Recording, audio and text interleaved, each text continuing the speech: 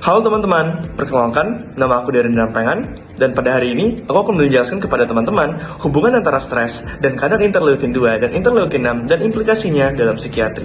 Nah, pernah nggak sih teman-teman ngerasa ketika lagi banyak tekanan, badannya tuh jadi gampang capek, tidur berantakan, gampang sakit, dan moodnya juga ikut turun?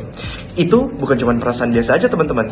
Saat kita stres, tubuh kita mengaktifkan sistem hormon dan saraf yang juga mengatur sistem imun kita, sehingga tanda radang bisa meningkat. Nah, pada video hari ini, aku akan jelaskan lebih lanjut bagaimana hubungan stres dan sistem imun kita, serta implikasinya dalam bidang psikiatri.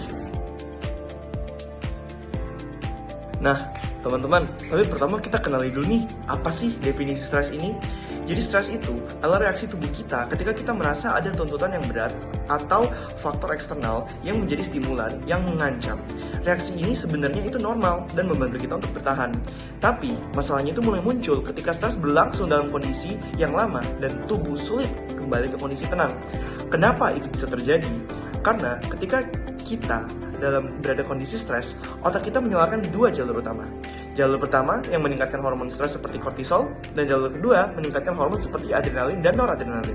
Dalam jangka pendek, kedua hormon ini membantu kita untuk lebih fokus dan mengatasi stresor kita.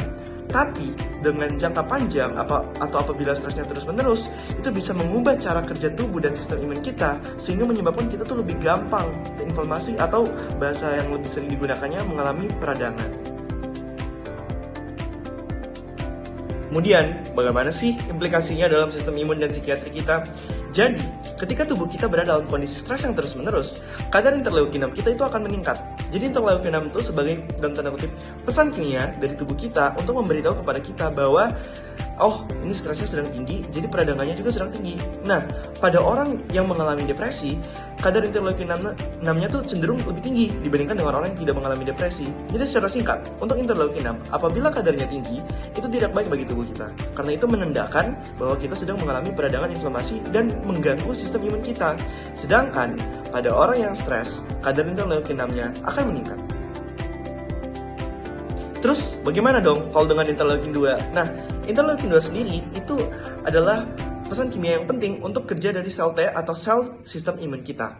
Ketika kita stres, kortisol kita tinggi, hormon stresor kita tinggi, maka kadar interleukin 2 yang baik yang sebenarnya membantu sistem imun kita itu akan rendah. Akibatnya sistem imun kita akan lebih rentan untuk terkena penyakit. Jadi, apa sih kesimpulannya? Intinya begini, stres singkat atau stres pada tubuh kita itu sebenarnya tidak masalah karena tubuh kita dirancang dan memiliki sistem pertahanannya sendiri untuk membantu kita menghadapi stresor dalam jangka waktu singkat.